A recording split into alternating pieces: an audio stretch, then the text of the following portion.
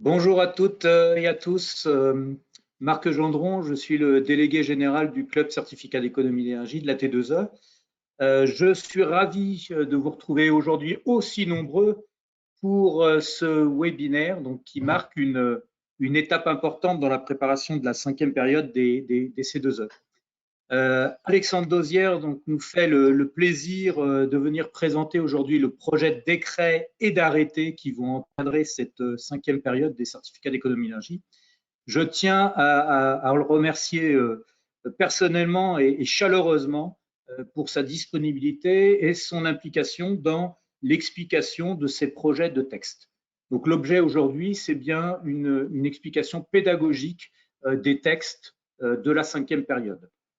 Alexandre a structuré sa présentation en 5 chapitres. Donc, je vous propose de prendre les questions au fil de l'eau et d'y répondre à chaque fin de séquence. Pour cela, vous avez en accès un petit onglet questions. Donc, vous posez votre question et avec Julie Pisano ainsi que Pascal Barthes de la DGEC, nous répondrons soit aux questions par écrit, soit on posera la question de manière orale à Pascal Barthes et à Alexandre Dosière. Ce webinaire est enregistré. Il sera mis en ligne sur le site de la T2E au plus tard demain. Il sera disponible durant une semaine pour tous. Et après une semaine, ce webinaire ne sera disponible qu'aux adhérents du club certificat d'économie d'énergie. Il me reste à vous souhaiter à toutes et à tous un très bon webinaire. Je cède la parole à Alexandre. Alexandre, à toi. Je fais passer les slides. Voilà. Très bien, merci Marc. Bonjour à tous. On est très content de pouvoir vous présenter aujourd'hui, tous en même temps, les détails de la réforme 5e période C2E. Donc d'abord, un grand merci à la T2E d'avoir mis les moyens pour organiser ce webinaire très vite après la mise en ligne des projets de texte, puisqu'on a mis en ligne ces projets de texte lundi, donc avant-hier. Donc le lien qui vous a été remis d'ailleurs dans l'invitation à ce webinaire. Et on a accompagné ça d'un petit communiqué de presse du ministère de la Transition écologique, que vous avez pu voir. Donc 5 parties pour cette présentation. D'abord sur le niveau d'obligation et la répartition, ensuite ce sera précarité, modalités pour les opérations, modalités pour les programmes et autres modalités.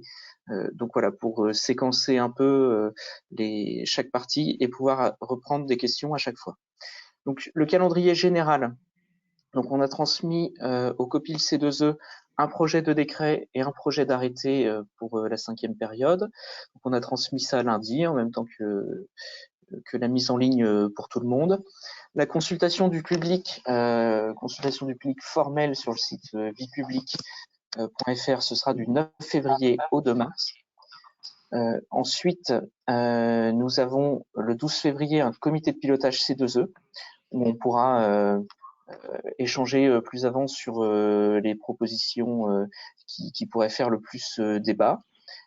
Puis les consultations formelles du Conseil supérieur de l'énergie et du Comité national d'évaluation des normes et du Conseil d'État, donc avec des dates que vous pourrez lire, et pour tout ça pour publier le projet de décret en fin mars. Donc en parallèle, on a le projet d'arrêté qui aura le même calendrier global, mais un peu allégé sur certaines étapes. Donc voilà le calendrier général et on peut passer maintenant au premier volet qui est le niveau d'obligation et sa répartition. Donc directement sur la diapo suivante. Donc le niveau d'obligation est défini pour une durée de 4 ans, donc une période de 4 ans qui était assez plébiscitée dans la consultation qu'on a fait cet été, donc du 1er janvier 2022 au 31 décembre 2025. Donc ce niveau d'obligation, là on est 1 an en avance, donc voilà une visibilité qui ressemble à celle qu'on a donnée pour la 4e période, et un niveau d'obligation qui serait du coup de 2400 TWh Qmac, dont 600 au bénéfice des ménages en situation de précarité énergétique. Donc 2400, c'est à comparer aux 2133 TWh Qmac de l'actuelle période, donc une augmentation de 12,5%. Donc pour cette obligation, donc voilà, le chiffre est clair, on viendra ensuite sur sa répartition. Ce qu'on a voulu, c'est renforcer le pilotage et le suivi de cette obligation, notamment être capable chaque année de savoir combien de TWh Qmax sont dus au titre de cette année. Donc pour cela, on va demander aux obligés et à leurs délégataires de faire une déclaration chaque année des ventes d'énergie et pas seulement à la fin de la période. Comme ça, chaque année, on pourra vous dire au comité de pilotage et aussi de façon plus large, cette année, les ventes d'énergie ont conduit à une obligation de 602, 620, 590 TWh Qmax. Voilà, ce qui permettra un meilleur pilotage et on le voit en ce moment avec une période Covid où les ventes d'énergie ont un peu changé par rapport à ce qu'elles étaient d'habitude, que c'est important de pouvoir piloter ça plus finement et sur des données déclarées plutôt que sur des évaluations qu'on peut faire par ailleurs. Donc voilà pour la déclaration annuelle. Et puisqu'on aura la déclaration annuelle, on propose aussi de publier chaque année la liste de tous les obligés, ce qui accroît la transparence du dispositif. Jusque-là, on attend la fin de la période, et donc là, on le ferait chaque année.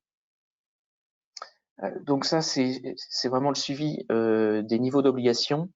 Et on voudrait aussi suivre plus finement et pouvoir publier plus finement le niveau des opérations engagées. Donc on appelle reporting avant dépôt. Donc ça ressemble à ce qu'on fait aujourd'hui sur les coups de pouce, isolation ou chauffage, où on publie dans la lettre d'info C2E chaque mois non seulement les C2E qui sont déposés au titre de ces coups de pouce, mais aussi tous les engagements.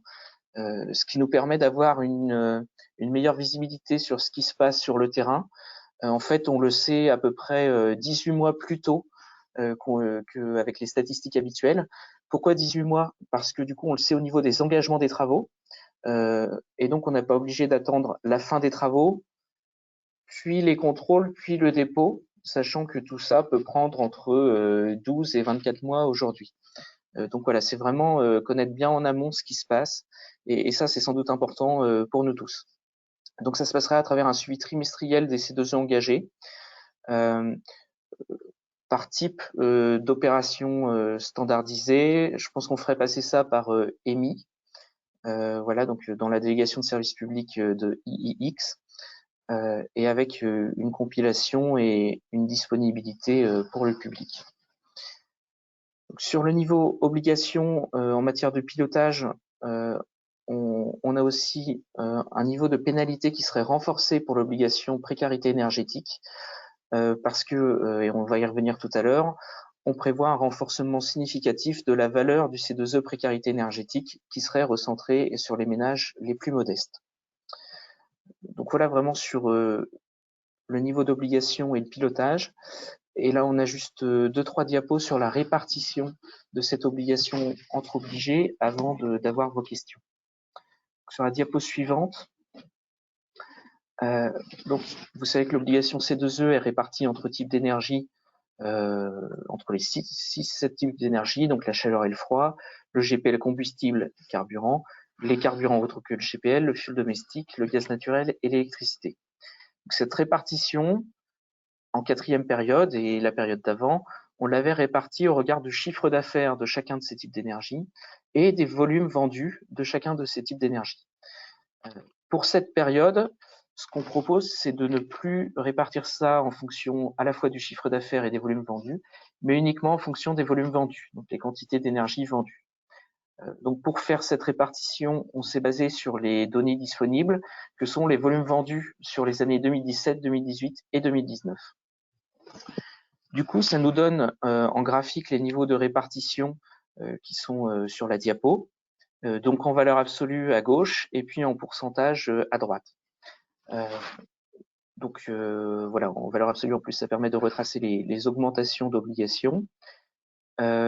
Et à droite, on voit en fait que la répartition de l'obligation pour la 5e période ressemble très fortement à celle qu'on avait en 3e période. Donc un certain rééquilibrage sur les énergies gaz et fuel par rapport aux énergies carburant et électricité qui avaient plus augmenté en 4e période. Et c'est lié vraiment au fait que les carburants et l'électricité ont un chiffre d'affaires supérieur au volume vendu par rapport au gaz ou au fuel. Donc voilà, ce rééquilibrage est présenté. Ensuite, de façon plus chiffrée sur la diapo d'après, plutôt que graphe. Voilà, donc là, vous avez les coefficients d'obligation prévus pour la 5e période, c'est la colonne de gauche. Et on remet ensuite ceux de la 4e période, voilà, pour ceux qui veulent comparer. Ensuite, on met le ratio entre 5e et 4e période. Et puis, on en profite aussi pour rajouter sur les colonnes de droite les coefficients d'obligation qu'on avait en 3e période et aussi l'augmentation qui avait été faite 4e période par rapport à la 3e période. Donc voilà, ça retrace ce que je vous ai indiqué. Donc de façon tout à fait transparente, les hausses d'obligations les plus importantes sont pour le gaz naturel et le fioul domestique, qui d'ailleurs avait moins augmenté en 4e période que d'autres types d'énergie. Donc ensuite, un mot sur la franchise et on passe ensuite à vos questions. Donc les franchises, on a modifié, enfin en tout cas on propose de modifier les niveaux de franchise annuels pour le gaz et l'électricité. Donc pour l'abaisser progressivement à 100 gigawattheures par an de vente, avec une trajectoire progressive sur 2022, 23, 24. Voilà, d'abord 400, 300, 200, puis 100 gigawattheures par an. Donc les raisons, et on avait évoqué ça dans les notes de concertation l'été dernier, l'objectif est d'éviter les distorsions de concurrence et les scissions d'entreprises à but d'évasion de l'obligation. Donc là, on voit qu'avec un seuil franchise de 100 gigawattheures par an sur le gaz naturel et l'électricité, quand on le met en euros, ça nous ramène en fait une ristourne d'obligation de l'ordre de 300 000 à 500 000 euros par an, ce qui est beaucoup plus proche que ce qu'on fait déjà sur les carburants ou le GPL carburant. Et vous voyez à droite en gris clair ce qui se serait passé si on n'avait rien fait, c'est-à-dire des niveaux de franchise de l'ordre de 1 ou 2 millions d'euros par an pour les entreprises concernées, donc ce qui était en très fort décalage avec ce qu'on peut observer sur les carburants. Donc voilà, une sorte d'unification autour de ce qu'on a fait sur les carburants. Et il est important sans doute que je précise le sujet de la chaleur et du froid, où là on propose un statu quo sur la franchise, parce qu'il n'y a pas réellement de sujet concurrentiel entre réseaux de chaleur ou froid. Voilà, ils sont implantés sur leur territoire et n'ont pas de concurrence entre eux. Voilà ce que je peux vous présenter en espérant avoir éclairci et facilité la lecture du décret et de l'arrêté. Et on prend vos questions. Alors, merci Alexandre. Alors, il y a déjà des questions qui concernent notamment le suivi. Alors ça tombe là. Voilà. En tant que bailleur social, nous n'avons pas de rôle actif et incitatif sur notre patrimoine. Sommes-nous concernés par cette obligation de transmission d'informations trimestrielles? Les textes tels qu'ils sont proposés, oui, ils incluent les bailleurs sociaux et aussi les collectivités locales. Donc en fait, les textes disent qu'il y a bien un rôle actif et incitatif. Voilà, ça c'est vraiment ce qui est écrit, mais que aussi il y a une façon particulière et très simplifiée de démontrer ce rôle actif et incitatif. Mais voilà, en tout cas les textes, pour qu'il n'y ait pas d'ambiguïté, tels qu'on les a écrits, ils proposent d'inclure les engagements des bailleurs sociaux et des collectivités territoriales ou de l'ANA, enfin bref, tous les éligibles non obligés. Une question donc, sur la bonification. Les bonifications sont limitées à 25% des obligations, les programmes à 8%. Cette proportion est également à respecter au niveau de l'obligé? Point d'interrogation. C'est tout confondu. C'est vraiment toutes les délivrances confondues. Et ça, on y reviendra tout à l'heure. Donc, c'est pas par obligé ni par éligible. Visiblement, vous n'avez pas pris le contenu carbone dans les coefficients. En effet. Pourquoi? On n'a pas pris le contenu carbone. Pourquoi là, ça nous a semblé assez simple de prendre les volumes. Le contenu carbone, on a examiné hein, la situation, enfin la possibilité de le faire, comme vous, à travers la concertation et ce qu'on a reçu en septembre dernier. Il y a un certain nombre de complexités sur la façon de prendre en compte ce contenu carbone. Par exemple, est-ce qu'on le prend obligé par obligé? Enfin, ça ouvrait un certain nombre de complexités qu'on ne pouvait pas modifier de façon très simple. En fait, ça nécessite vraiment de bien organiser les choses suffisamment en amont. et peut-être même avec une disposition législative pour être très clair sur ce qu'on fait. Une question d'Act Commodities. Pourquoi les énergies renouvelables sont compris dans la comptabilisation de l'obligation, biométhane, etc. D'accord. Toutes les énergies doivent être économisées. Les énergies renouvelables sont pas plus infinies ni peu coûteuses que les énergies qui ne sont pas renouvelables. Donc voilà, il n'y a pas de raison de ne pas compter les énergies renouvelables dans les ventes soumises à C2E, et ça, c'est une doctrine qu'on a suivie depuis longtemps. Question de Benoît Chantreuil. Pourquoi ne pas répartir l'obligation C2E au prorata des consommations d'énergie primaire? Cela permettrait de traiter chacune des énergies de manière équitable et de ne pas oublier les consommations de la branche énergie. Ok. Bon, on est effectivement sur énergie finale. Là-dessus, c'est aussi un statu quo de méthode qui nous semble simple et équilibré.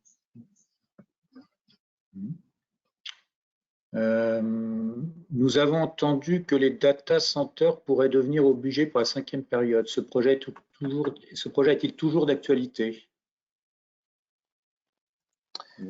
Je l'ai lu comme dans la presse, comme vous en fait, donc je ne sais pas trop sur quoi il repose. Ok. Une question intéressante. Les ventes d'énergie sur le secteur industrie sont-elles intégrées au calcul de l'obligation comme envisagé lors des concertations? En effet, c'est une question importante, oui, j'aurais dû en parler. Il y a un statu quo sur les types de ventes soumises à C2E. Donc, c'est les ventes de carburant et les ventes d'électricité, gaz, chaleur, GPL combustible aux ménages et aux entreprises tertiaires, et qui sont définies donc avec une liste de codes dans l'arrêté modalité, et on n'a pas proposé de modifier la liste des codes, donc c'est un statu quo. Donc les ventes à des industries ne seraient toujours pas soumises à C2E, ni les ventes à des entreprises de transport, enfin typiquement SNCF ou RATP, sont toujours exclues de l'assiette.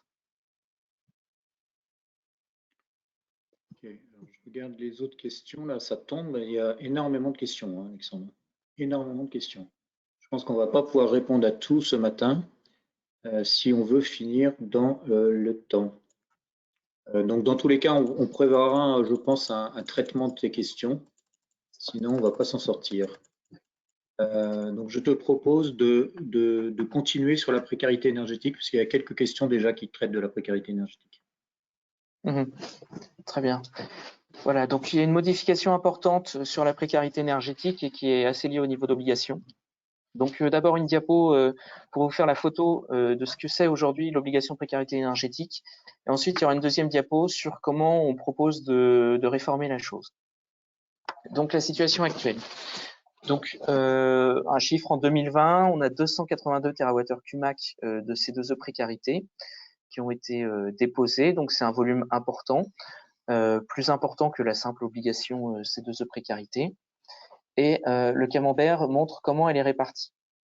Donc sur les 280 TWh CUMAC, on en a 80 en rouge qui sont pour des opérations chez les ménages très modestes. Donc ça, c'est hors bonification. Et le jaune, c'est la bonification coup de pouce chauffage pour ces ménages très modestes. Donc voilà, pour vraiment accélérer la sortie des énergies fossiles non performantes chez les ménages très modestes. Donc voilà pour le rouge et le jaune, ces ménages très modestes. Ensuite, sur le bleu foncé et le bleu clair, c'est l'équivalent chez les ménages modestes, donc on appelle aussi précaire, mais qui n'est pas grand précaire. Donc 40 TWh hors bonification et 15 TWh CUMAC pour la bonification liée au coup de pouce chauffage. Donc ça, c'est vraiment lié aux fiches d'opération standardisées hors bonification et au coup de pouce chauffage qui est important pour le gouvernement et qu'on prévoit de continuer jusqu'en 2025. Et à côté de ça, on a la partie grise, 120 TWh CUMAC, qui correspond à une bonification dont le seul objectif est d'orienter les obligés, les délégataires, les éligibles vers les ménages en situation de grande précarité énergétique, dit autrement, vers les ménages très modestes. Donc du coup, on tire de tout ça deux enseignements. C'est qu'il y a beaucoup de bonifications qu'on pense pas forcément efficientes. En tout cas, on pourrait faire les choses autrement, de façon plus directe qu'en bonifiant. Donc, le constat numéro 1, c'est que pour les ménages modestes, les ménages précaires, aujourd'hui, ils ont en fait les mêmes niveaux d'aide que les ménages classiques, les ménages aisés, les ménages au revenu intermédiaire. Donc, l'obligation précarité leur apporte rien de spécial. Hormis les coups de pouce chauffage qu'on maintient et qu'on maintiendra pour eux, ça sert à rien de les inclure dans l'obligation précarité énergétique. Ils ont les mêmes niveaux d'aide. Vraiment, ça sert à rien. Donc ça, c'est le premier enseignement. Et le deuxième enseignement, c'est qu'on gaspille 120 TWh de bonification juste pour orienter vers les ménages en situation de grande précarité énergétique, ménages très modestes. Du coup, on propose, et c'est schématisé sur la diapo d'après, deux modifications. Donc sur la diapo suivante, Marc, s'il te plaît, merci. Donc la partie rouge, c'est de recentrer l'obligation précarité énergétique vers les ménages très modestes. Donc aujourd'hui, vous voyez, ce que l'on indiquait, c'est qu'il y a 80 TWh plus 30 de coups de pouce chauffage, donc 110 TWh d'obligations qui vont vers les ménages très modestes. Donc on veut avoir une obligation précarité qui reste ciblée sur eux et qui soit amplifiée. Donc on propose 150 TWh plutôt que les 110. Voilà, une obligation précarité qui est vraiment centrée sur le cœur de cible, qu'on a toujours voulu comme étant cœur de cible, les ménages très modestes. Et les ménages modestes, donc qui sont en bleu sur le schéma, eux, ils seraient traités via l'obligation classique, donc comme tous les ménages, et avec des niveaux d'aide du coup qui seraient les mêmes qu'aujourd'hui finalement, donc quelque chose de simple et plus direct. Du coup, on économise 120 TWh de bonification qui n'auront plus lieu d'être puisque leur seul objectif était d'orienter les obligés vers les ménages très modestes. Et là, on va le faire directement avec la structuration d'obligations sans passer par des bonifications. Donc, le résultat est le même, mais les choses sont beaucoup plus simples et avec moins de bonifications qui est un peu difficile à lire de temps en temps. Donc on insiste aussi sur une chose, c'est que les coups de pouce chauffage seront maintenus à la fois pour les ménages modestes et les ménages très modestes jusqu'en 2025. Donc voilà, c'est le côté peut-être un peu compliqué de la réforme, en tout cas quand on a les textes que depuis 2 jours comme vous les avez. Donc voilà, il y a peut-être encore quelques questions sur le sujet malgré l'explication que je viens de tenter d'en faire. Alors, voyons voir les questions sur ce sujet, précarité. Ceux-là qui sont plus ou moins. Pourquoi avancer de 6 mois à la fin du coup de pouce chaudière individuelle, gaz, radiateur électrique, isolation, comble et isolation, plancher bas, sachant que ça annule tous les marchés en cours pour améliorer le parc social, donc très modeste, et qui nous ont demandé plus de temps pour leur mise en place. Donc en gros, c'est pourquoi vous avez accéléré un peu la fin des coups de pouce. Bah, du coup, le calendrier, on va le détailler tout à l'heure. On va le voir après. Mais c'est effectivement... Ouais. Bah, tu peux répondre déjà. Hein. Oui, bah c'est pour avoir une jointure très précise entre les deux périodes et du coup tenir le niveau de bonification dans les C2E délivrés que je vous représente tout à l'heure mais que vous avez déjà évoqué, qui est de 25% de bonification. Donc voilà, donc c'est pour s'assurer en fait que l'entrée dans la 5e période en 2022 se fait selon les conditions qu'on souhaite pour la 5e période. D'accord. Alors, il n'y a pas trop de questions spécifiques sur la précarité. Les ménages MO sont sacrifiés, point d'interrogation, alors qu'ils ont des revenus et des prises de décision similaires aux ménages très modestes. Modeste, sacrifié. Question d'Engie, Patrick Henning. Ils seront préservés, enfin, les aides pour ces ménages seront préservées. Donc voilà, il n'y a pas de sacrifice en fait. Aujourd'hui, ils sont traités par le dispositif souvent comme les ménages dits classiques et parfois avec des niveaux de primes bonifiés, par exemple dans le coup de pouce chauffage ou le coup de pouce rénovation globale. Et donc ça va continuer. Ils seront traités comme les ménages classiques dans pas mal de cas et à travers les coups de pouce chauffage et rénovation globale auront des niveaux de primes surélevés. Donc voilà, il n'y a pas du tout de ménages modestes sacrifiés, bien au contraire. Et puis vous savez aussi que MaPrimeRénov, qui se cumule au C2E, continue d'avoir des niveaux de primes spécifiques pour cette tranche de ménage. J'en profite pour juste reposer la question qu'avait posée Patrick Henning précédemment, c'est quelle possibilité de négociation suite à ce projet de décret et arrêté? Quels sont les points encore ouverts à la négociation? C'est un peu global hein, comme question. Mais... Très bien, ça on pourra en parler en comité de pilotage C2E. Comité de pilotage, je pense, ouais. Comment peut-on envisager de réorienter les opérations des obligés vers les ménages très modestes alors que la barre TH 164 semble les orienter vers un dispositif hors C2E, donc habiter mieux, sérénité? D'accord. L'objectif, c'est que cette fiche, on sache s'en servir. Du coup, s'il y a des difficultés, c'est vrai que ça fait qu'1 an et demi qu'elle est là et elle a été peu utilisée pendant la première année et demie. Donc maintenant qu'on a mis un coup de pouce Réno Global, elle intéresse plus les gens. Donc je crois qu'il y a un travail qui est en cours d'ailleurs aussi côté AT2E où vous avez récolté beaucoup de questions donc, pour que cette fiche puisse être mieux utilisée. Voilà, je pense qu'il ne faut pas partir sur une idée d'échec qu'on n'arrive pas à faire une fiche. C'est censé être la fiche la plus simple et directe puisque il y a un logiciel qui donne combien de mégawattheures QMAC sont liés à un type de travaux, enfin travaux sur mesure.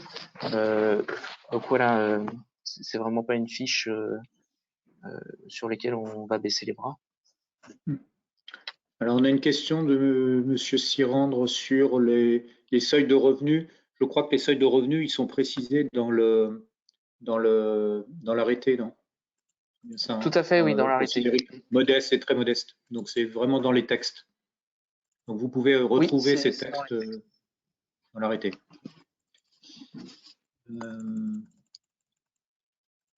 Toc, toc. Alors, ça tombe. Julie, sens toi libre de poser des questions aussi à Alexandre, là, parce que c'est compliqué de tout seul, vu le nombre de questions.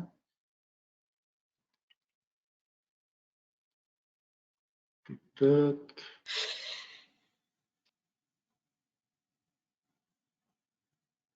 Alors, il y a des questions sur la Marina Ophel, est-ce qu'une étude d'impact a été réalisée sur la filière isolation pour la fin du coup de pouce?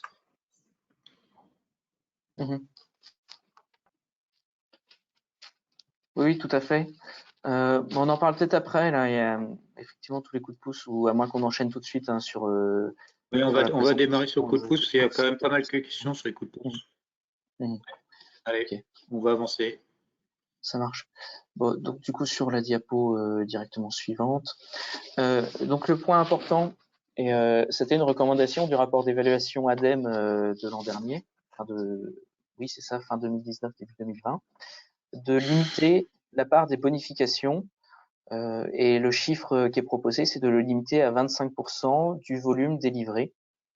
Et donc ça nécessite un recentrage des bonifications. Oui, recentrage, parce qu'en 4e période, on estime qu'on aura 31% de bonifications délivrées. Donc les bonifications représenteront 31% des C2E délivrés en 4e période.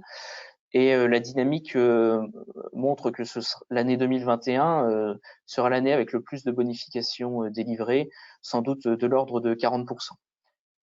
Donc voilà, vous voyez qu'il faut qu'on passe de 40 à 25. Donc, ça nécessite de recentrer les bonifications. Donc, il y a le recentrage que je vous ai indiqué tout à l'heure, recentrage technique sur la bonification de grande précarité.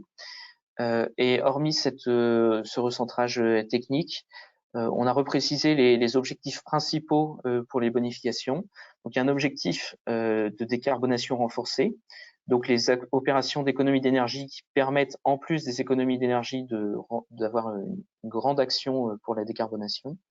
Donc là, il y a le coup de pouce chauffage. Et parmi ce coup de pouce chauffage, c'est surtout les passages fuel ou gaz vers énergie renouvelable ou fuel vers gaz, mais moins les opérations remplacer une chaudière gaz par une chaudière gaz ou radiateur électrique par radiateur électrique. Donc ça, mais je reviens dans le détail effectivement sur la diapo d'après. Le deuxième objectif, c'est objectif social avec notamment les zones non interconnectées. Donc voilà, une bonification qui est conservée, qui représente de l'ordre de 1%. Peut-être Marc, si tu reviens juste sur la diapo. Ah, merci. Et le troisième objectif, c'est un objectif de garantie de performance. Donc les bonifications liées au contrat de performance énergétique ou les bonifications rénovation globale performante qui sont récentes et donc qui seraient prolongées jusqu'à 2025. Donc effectivement, on peut ensuite aller dans le détail. On a 3 diapositives qui présentent type de coup de pouce par type de coup de pouce, ce qu'il y a dans les arrêtés. Mais voilà, sous une forme peut-être un peu plus facile à lire. Donc d'abord le coup de pouce isolation, donc qui a été lancé en avril 2018, qui avait pas un objectif particulier ni de décarbonation ni social, parce que finalement les autres bonifications permettaient cela. C'était plutôt une logique de systématisation de contrôle, chose qui est désormais systématisée de droit commun. Donc la date de fin qui était programmée dans les textes réglementaires jusqu'à aujourd'hui, c'était les travaux engagés avant le 31 décembre 2021. Et donc ce qu'il y a dans les projets d'arrêté, c'est un arrêt anticipé de 6 mois, donc plutôt le 30 juin 2021, avec un achèvement des opérations au 31 août 2021. Donc effectivement l'impact, je peux peut-être en parler maintenant. Donc oui, il y a eu un impact réalisé. Et en fait, le sujet, c'est est-ce que ça va réduire les travaux pendant ces 6 derniers mois de 2021 où on pensait encore avoir du coup de pouce isolation et où on vous dit qu'il y en aura a priori plus. Donc la réponse est en fait plutôt non. Donc les fiches d'opération /EN101, /EN103, elles restent là. Elles existent toujours, elles ont des forfaits assez importants. Les niveaux de prix des C2E en euros par mégawattheure CUMAC sont aussi importants, notamment pour les ménages précaires. La bonification grande précarité, donc la multiplication par 2, elle est toujours là. Et en fait, les niveaux d'aide seront toujours du même ordre de grandeur que le coût des travaux. Voilà, j'ose pas dire que les niveaux d'aide seraient supérieurs, j'espère pas, je pense que sinon il y aurait beaucoup plus de questions dans le webinaire qui interviendrait en disant pourquoi vous baissez pas plus vite plutôt. Donc non, c'est plutôt des niveaux équivalents. Donc pour le dire autrement, en fait, les volumes d'isolation chez les ménages très modestes vont pas réduire. Et chez les ménages modestes, il n'y a pas non plus de raison qu'ils réduisent, puisque ça permet de créer du C2E précarité, qui doit avoir une certaine valeur à la fois pour éteindre les obligations de 4e période, mais aussi de 5e période. Donc effectivement, l'impact est a priori nul. Mais on reste bien évidemment ouvert à des évaluations de vous tous. Envoyez ça par email comme d'habitude ou programmer des points, même s'il sera difficile d'en parler de vive voix avec tout le monde. Et puis on en reparlera en comité de pilotage C2E avec plaisir. Mais voilà, nous, notre analyse, c'est qu'il n'y a pas d'impact. Donc ensuite, on a le volet chauffage, le coup de pouce chauffage, d'abord le chauffage résidentiel. Donc les coups de pouce fuel vers ENR, fuel vers gaz seraient prolongés pour toute la 5e période. Et le coup de pouce gaz vers ENR, lui aussi serait prolongé pour toute la 5e période. Du coup, les coups de pouce qui s'arrêteraient au 30 juin 2021, seraient les coups de pouce gaz, gaz haute performance pour remplacer une chaudière gaz, et les coups de pouce radiateur électrique 3 étoiles, œil, pour remplacer des radiateurs électriques. Donc là, ce serait un engagement d'opération au 30 juin 2021 et un achèvement des travaux avant la saison de chauffe au 31 octobre 2021. Le coup de pouce thermostat avec régulation performante, lui, on touche pas à ce qui est aujourd'hui dans les arrêtés. Donc c'est un arrêt qui serait maintenu à la fin de cette année. On met juste une exigence d'achèvement des travaux avant la fin de la saison de chauffe en avril 2022.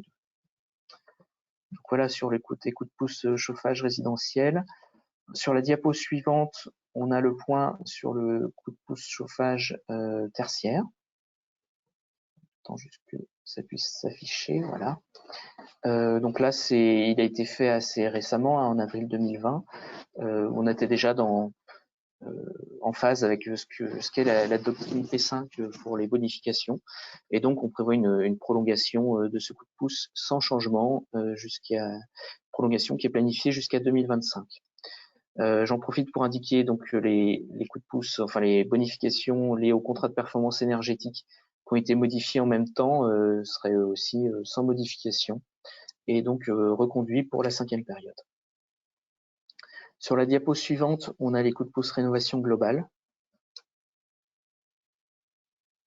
Et donc là, c'est aussi une reconduction pour la 5e période. Il y a juste une évolution qui est en cours, qui est sur la surbonification quand on sort du fuel en faisant une rénovation globale. Et donc là, on a reçu les résultats on a reçu les contributions des acteurs du COPIL C2E vendredi dernier. Et donc on est en train d'examiner ces contributions. J'ai pas la vision aujourd'hui pour vous dire si elles étaient majoritairement en phase avec notre proposition de supprimer la sous-rubrique fuel ou si au contraire elles souhaitaient leur maintien. Donc ça, on va voir ça très prochainement. Très bien. Donc là, il nous reste encore une diapo sur les autres bonifications. Donc la bonification grande précarité, donc ça, je l'ai déjà indiqué. Et juste préciser que la grande précarité en zone non interconnectée serait éteinte dans les mêmes conditions que la bonification grande précarité en métropole, enfin en métropole continentale. Et on indique pour assurer une transition maîtrisée entre la 4e et la 5e période, on indique que les opérations concernées devraient être achevées au plus tard le 30 avril 2022, à la fois en zone non interconnectée et en métropole continentale. Dernière bonification, et vous voyez qu'il y en a beaucoup en fait aujourd'hui, et c'est pas forcément une surprise qu'il y ait une baisse du nombre et du niveau de certaines bonifications. La bonification carbone dans l'industrie serait elle aussi supprimée à la fin de cette année et avec une exigence sur l'achèvement des opérations qui serait un peu plus longue car c'est des opérations qui sont souvent longues ou très longues à mettre en place et du coup ce serait un achèvement des opérations d'ici le 31 décembre 2022. Donc voilà très précisément ce qu'il y a dans les projets d'arrêté voilà, pour faciliter la lisibilité de ces textes qui sont, on en a conscience, pas si simples à lire. Ok, alors il y a encore pas mal de questions. Juste une question qui portait sur les CPE, notamment le CPE en industrie. Il est donc maintenu? Non, enfin, le CPE industrie, c'était déjà écrit dans les textes qu'il s'arrête à la fin de cette année. Donc voilà, on ne met pas ça en cause. Donc le CPE industrie s'arrête en fin de cette année comme prévu et CPE bâtiment continue en P5 comme prévu. Pourquoi est-ce que vous avez introduit en plus des dates d'engagement, des dates d'achèvement? C'est une question qui est posée, ça aussi. C'est pour bien maîtriser ce qui se fait, les flux. Dit autrement, pour illustrer, si ces bonifications représentent aujourd'hui une aubaine, j'ai bien mis un si devant, et qu'il y en a beaucoup d'engagés maintenant, mais qui s'achèvent que dans 1 an ou 2 ans, on va se rendre compte que les 25%, la cible de 25% de délivrance C2E est complètement explosée au bout de 2 ans, Et là, notre seule issue serait du coup d'arrêter toutes les bonifications jusqu'à la fin de la 5e période, sans quoi on ne maîtriserait pas cette cible de 25%.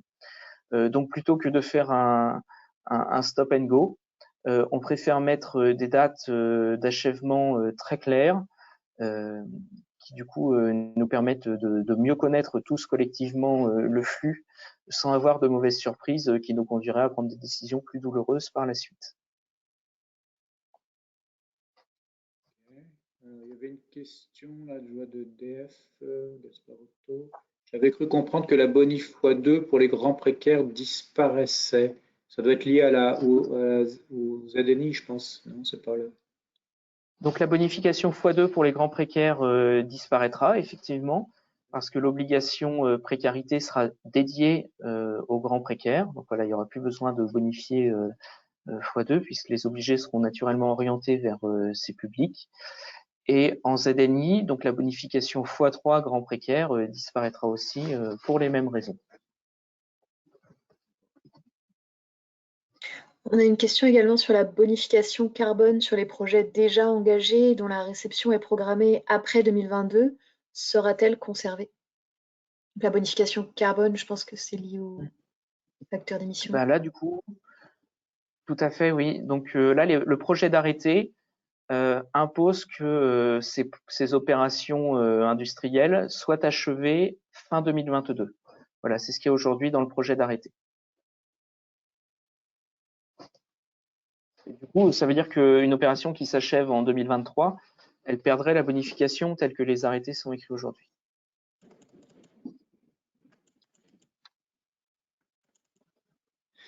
Alors, si des travaux sont engagés avant le 31 décembre 2021 avec le volet précarité et grande précarité, les travaux peuvent-ils être programmés au-delà de 2022? Comment traite-t-on cette difficulté? Sont engagés avant le 31. Alors, redis-moi, c'est des travaux, du coup, travaux engagés cette année. Attends, oui. Alors attends, mince, je vais bouger, je retrouve plus la question. Il y a tellement de questions. Julie, tu la retrouves ou pas cette question? C'est de Marianne Maldinet. Alors, voilà. si les travaux sont engagés avant le 31 décembre 2021, avec le volet précarité et grande précarité, les travaux peuvent être programmés au-delà de 2022. Comment traite-t-on cette difficulté? Oui, tout à fait. Okay. Tu engages, mais tu réalises les travaux en 2022. Comment tu gères la situation? Ouais. Donc, si j'engage aujourd'hui des travaux au bénéfice d'un ménage modeste et que ces travaux sont achevés en 2023, j'obtiendrai des C2E classiques et pas précarité, classique. Si j'engage aujourd'hui des travaux pour des ménages très modestes et que ces travaux s'achèvent en 2023, j'aurai des C2E précarité, mais pas bonifiés x2, mais juste des C2E précarité.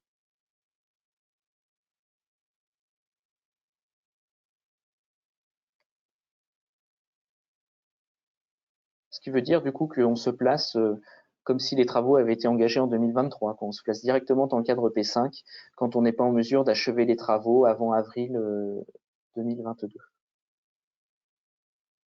Ce qui explique pourquoi vous avez introduit la notion de date d'achèvement. Alors ensuite, on a juste sur le coup de pouce isolation, s'il disparaît au profit de l'utilisation des fiches BARON 101 et 103, est-il prévu le maintien des valorisations QMAC actuelles? Oui, donc indépendamment des coups de pouce, on va réviser les 6 fiches d'opérations standardisées les plus utilisées d'ici la fin de cette année.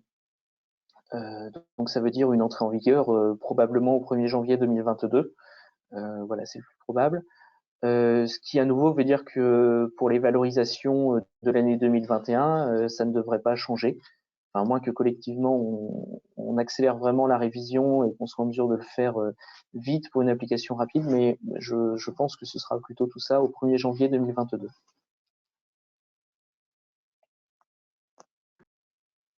Ok. Ce que je te propose, c'est d'avancer parce que je vois le temps passer. Oui, très bien. Donc sur les programmes, les modalités pour les programmes. Donc, il y a juste une diapositive.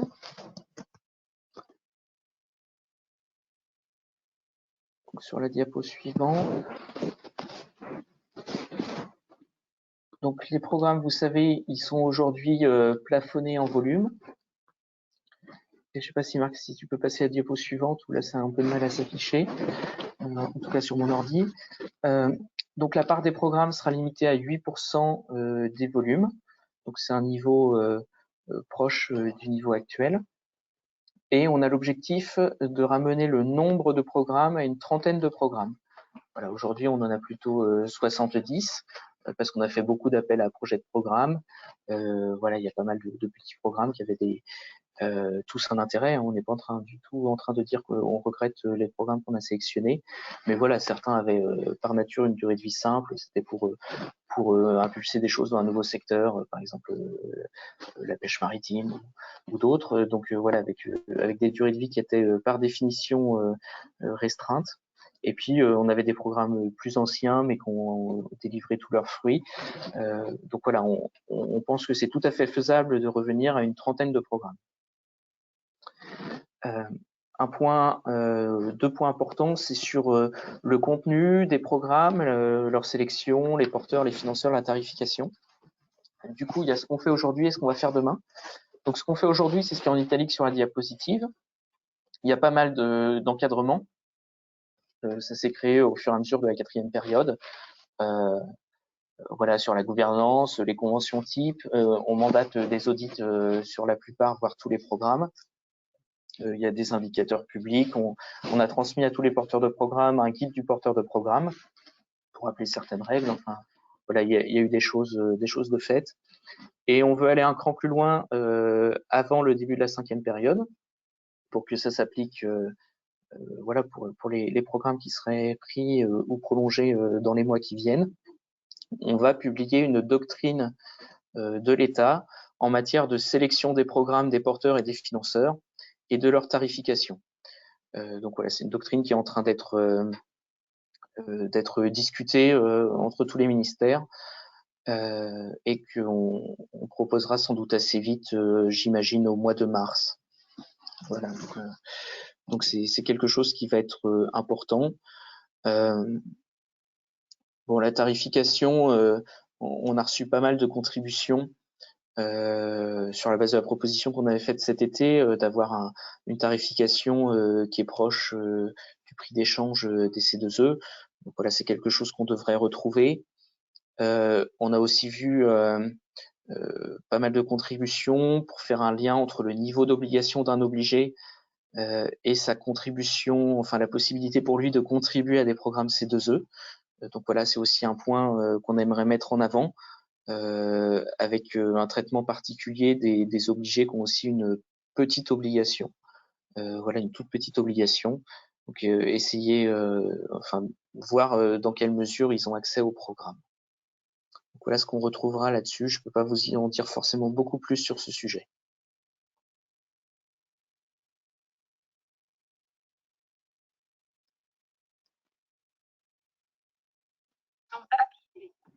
Une question sur les programmes, juste avant de passer à la sujet suivant. Alors, juste, je l'ai perdu. Donc, les programmes seront donc de taille plus importante. Comment garantir l'accès au programme des petits obligés? Bah, rendez-vous dans la doctrine. Voilà. Très bien. On passe aux autres modalités? Très bien. Donc, sur la diapo suivante, donc, les principales autres modalités. Donc, sur les coefficients d'obligation, vous avez vu ou vous aurez vu qu'on déplace en 2021 une toute petite fraction de l'obligation pour les carburants qu'on avait ajouté en fin d'année 2019 suite à un contentieux en Conseil d'État. Et du coup, en 2019, ça avait donné un effet rétroactif qui avait été jugé assez malheureux. Donc, on le déplace en 2021 et comme on est en début d'année 2021, ça va aller beaucoup mieux. Et puis, le deuxième sujet sur les coefficients d'obligation, c'est de ne pas soumettre à C2E le gazole non routier malgré la réforme de la nomenclature douanière à l'été prochain. Donc voilà, c'est neutraliser l'impact du changement de nomenclature douanière pour que ça change rien sur le côté C2E. Donc j'ai une diapo ensuite sur le sujet, je ne sais pas si je la détaillerai complètement. Donc ça, c'est sur les coefficients d'obligation. Ensuite, on a quelques mesures concernant les délégataires. Donc le projet de décret comporte une généralisation de la mise en place d'un système de management de la qualité, certifié ISO 9001.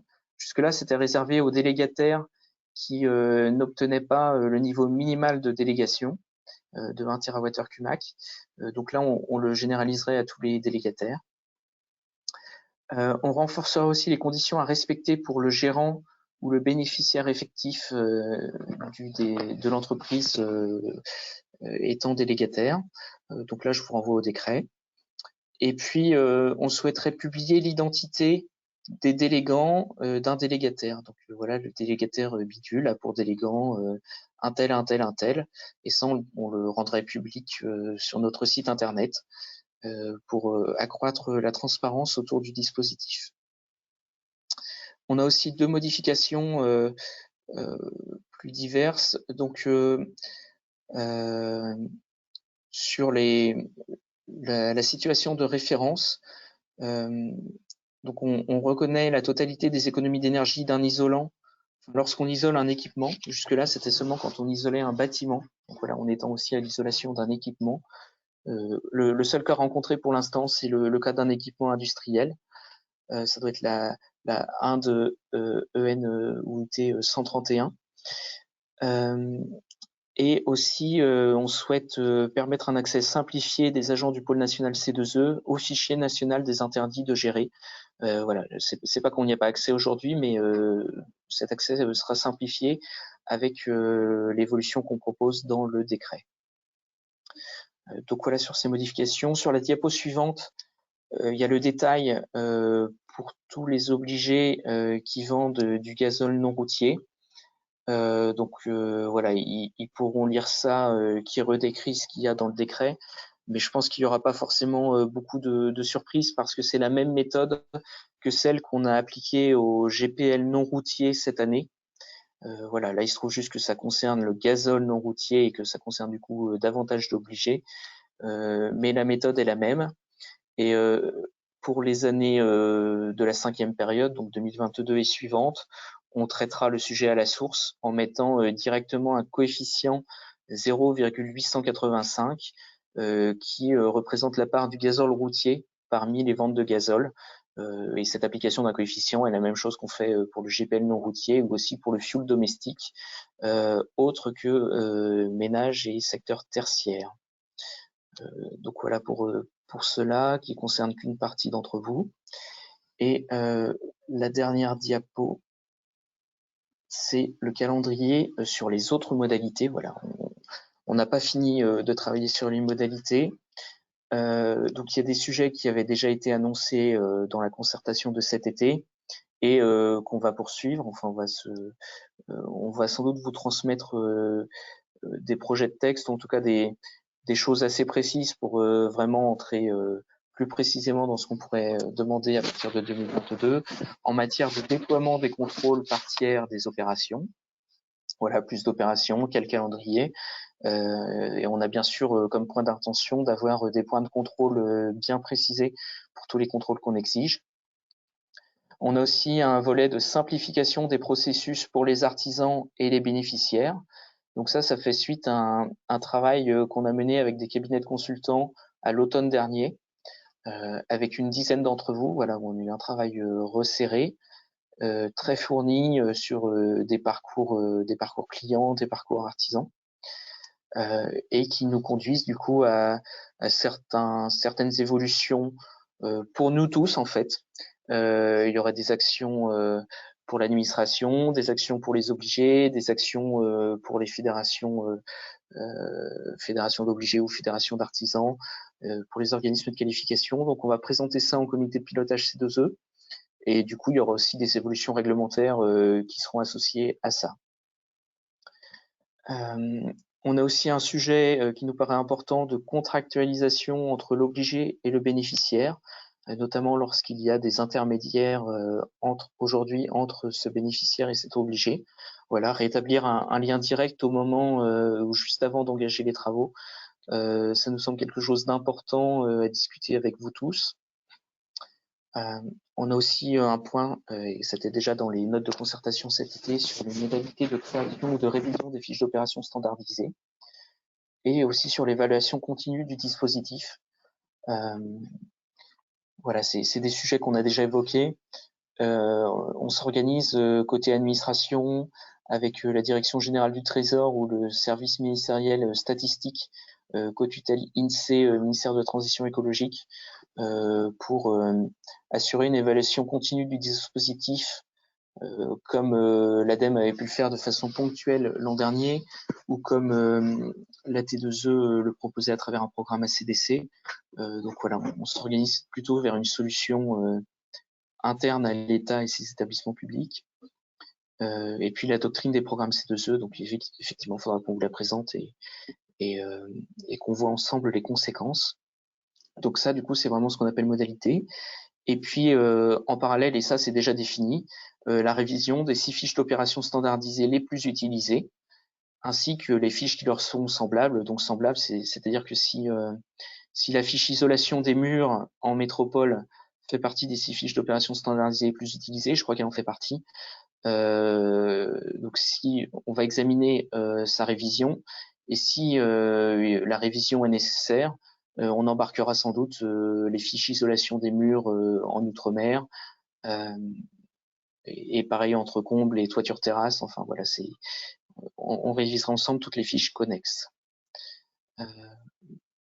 Donc voilà, du coup, sur toutes les modalités qu'on a prévues, et on aura l'occasion d'en reparler. L'objectif, c'est d'atterrir sur cet arrêté complémentaire sur les modalités, d'atterrir d'ici juin sur un arrêté idéalement publié au mois de juin. Voilà, c'est ce qu'on voulait vous présenter aujourd'hui. Il y a peut-être encore des questions. Oui, il y a beaucoup de questions. C'est compliqué de répondre à tout. Je regarde par rapport au dernier point évoqué. Il y a pas mal de questions concernant si nouvel appel à programme, est-ce qu'il y a un calendrier de prévu? Est-ce que ce sera... Pas pour l'instant. D'accord. Et est-il prévu d'allonger la durée des programmes à 4 ans, par exemple, en même temps que l'augmentation de l'enveloppe? Oui, la durée des programmes, aujourd'hui, on l'avait déjà un peu décorrélé des durées de période. Là, on a des programmes qui empiètent déjà sur 2022, d'autres sur 2023. Des programmes de 3 ans, c'est plutôt ce qui nous semble bien en ce moment. S'il y a certains programmes qui nécessitent 4 ans ou 3 ans et demi, parce qu'on a des programmes qui sont en milieu scolaire ou universitaire, voilà, on continuera d'avoir des durées de programme adaptées au programme. Donc voilà, les nouveaux programmes n'iront pas forcément pile poil jusqu'à fin 2025, hein, ça pourrait être 2024, 2026. Enfin, on n'a pas de doctrine particulière sur le sujet, du moins pour l'instant. Tu as dit tout à l'heure, tu as évoqué le fait qu'il y avait, s'agissant des contrôles, qu'il y avait des points de contrôle précis qui étaient à mettre en œuvre. Est-ce qu'on peut considérer qu'on se rapprochera d'un référentiel de contrôle sur les différentes fiches? Oui, donc aujourd'hui sur l'isolation des combles, des planchers bas, des murs ou d'autres, enfin Réno Global, du coup on a écrit des points de contrôle dans l'arrêté, et ça va être complété par un référentiel de contrôle dans le cadre des travaux menés par le COFRAC. Donc ce serait répliquer ce modèle actuel sur les autres fiches qui seraient soumises à contrôle. Je sais pas, pompe à chaleur ou d'autres fiches, enfin, où vous avez communiqué un tableau l'été dernier. Donc l'idée, c'est de bien définir les points de contrôle par arrêté, comme on l'a fait par exemple pour l'isolation des combles. Donc c'est ça qu'on a en tête, mais on est prêt à discuter sur le fait que ce soit suffisant ou pas. Concernant les fiches les plus utilisées, les 6 fiches les plus utilisées donc en 2021, Ça sous-entend donc qu'on va réviser l'Indut 117. Bon, en tout cas, on va examiner si elle nécessite d'être encore révisée. Hein. C'est vrai qu'elle a été révisée très récemment. Donc voilà, Donc, ce qu'il faut comprendre dans ta phrase, c'est que c'est une analyse un peu systématique des fiches les plus utilisées et en fonction du contenu et du calendrier de révision, on la révise ou pas, quoi. Un peu ça. Oui, oui, c'est ça, oui. D'accord. Okay.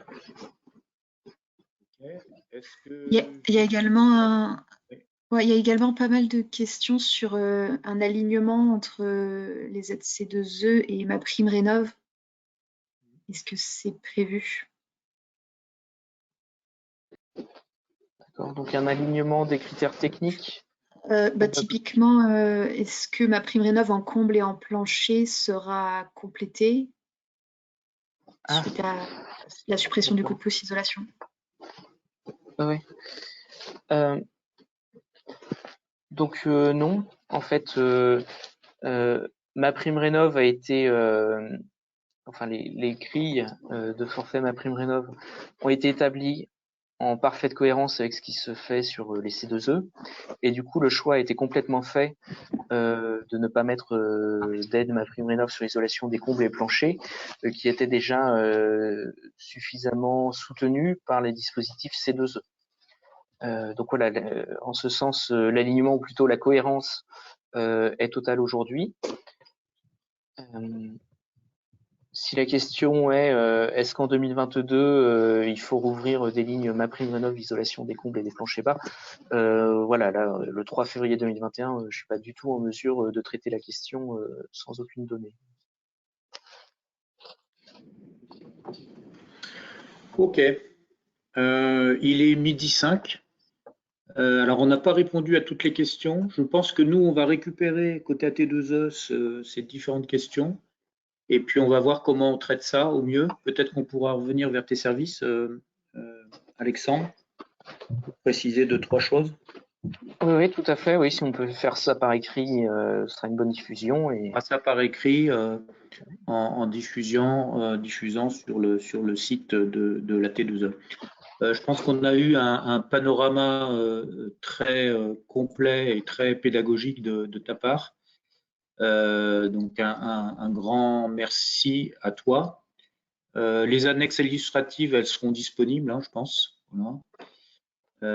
Oui, tout à fait. Oui, c'est quelques données sur les réalisations 2019 au regard des C2E déjà déposés. Donc voilà, c'est intéressant de partager. Voilà. Donc ce webinaire a été enregistré, donc vous pourrez le retrouver sur le site de l'AT2E avec bien évidemment les transparents. Et puis on s'attelle nous à la réponse aux différentes questions qui n'ont pas pu être abordées du fait du format de cette réunion. Il me reste à vous souhaiter à toutes et à tous une très bonne journée et encore merci à Alexandre pour ce travail et cette présentation très claire. Merci beaucoup à la T2E et à vous tous. Merci à vous. Bonne fin de journée. Au revoir. Merci, bonne journée. Au revoir.